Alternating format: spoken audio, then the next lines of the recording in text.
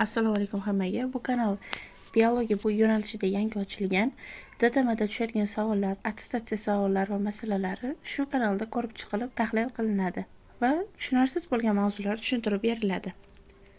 Demak, bugungi birinchi mavzuyimiz DNK, RNK va oqsil tuzilishi. DNK nima?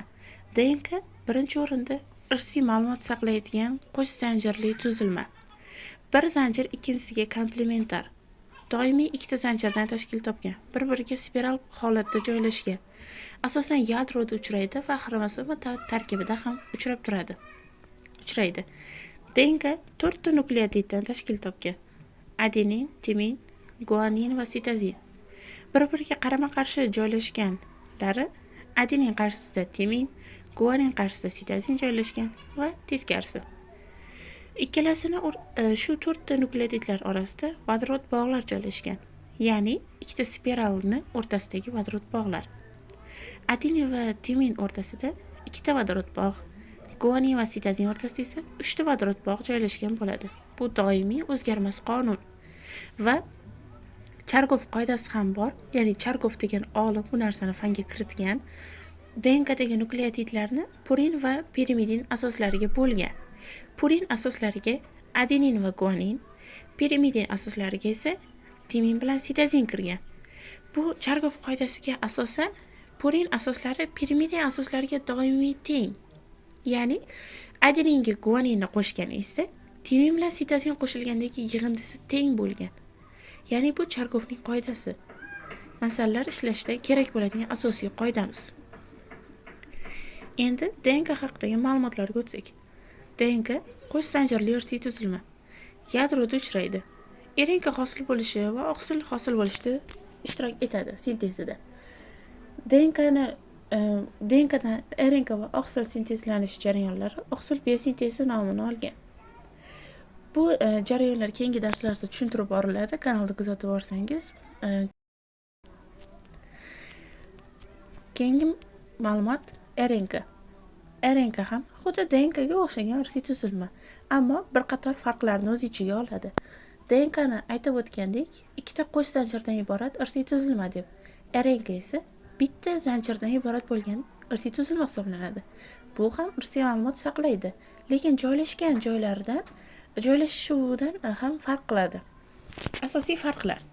Birinchi nukleotidlardan olsak, boya aytgandek, DNK tarkibida timin degan nukleotid bor deb T harfi bilan belgilanadi.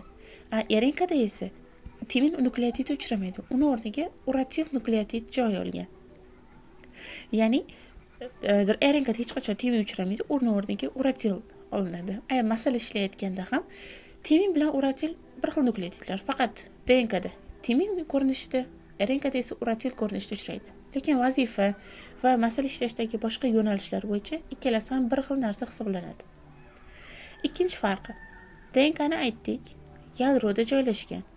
RNK esa sitoplazma, ribosomalarda va ayrim hollarda yadroda ham uchraydi. Yana bitta farqi. DNKni o'zi bitta, ya'ni turlari yo'q, turlanmaydi. RNK esa 3 ta tur mavjud. Informatsion RNK, transport RNKsi va ribosomal RNK. Ular qisqartma ko'rinishi xuddi shu holatda yoziladi. Ya'ni cho'zib yozib o'tirish shart emas. Birinchisi, informatsion RNK nima? Informatsion RNK oqsil hosil bo'lishida DNKdagi axborotni oqsil uchun saqlab turadi. Ya'ni bu ham shu keyingi darslarimizda tushuntiriladi. Oqsildan DNKdan RNK sintezlanayotgan vaqtida DNKdagi axborotni RNK o'ziga saqlab turadi. Ana shu saqlab turgan RNK informatsion RNK bo'ladi. Ya'ni informatsiya saqlaydi. Ikkinchi turi transport RNKsi. Transport RNKsi saqlangan axborotni o'tkazadi kerakli qismga. Masalan, DNKdan axborotni olsa, oqsilgacha olib boradi. Ya'ni bu transport vazifasini bajaradi, ya'ni olib borish vositachi. Uchinchi tur esa ribosomal RNK. Ribosomalarning hosil bo'lishida ishtirok etadi va asosan bu ribosomalarning tarkibida uchraydi.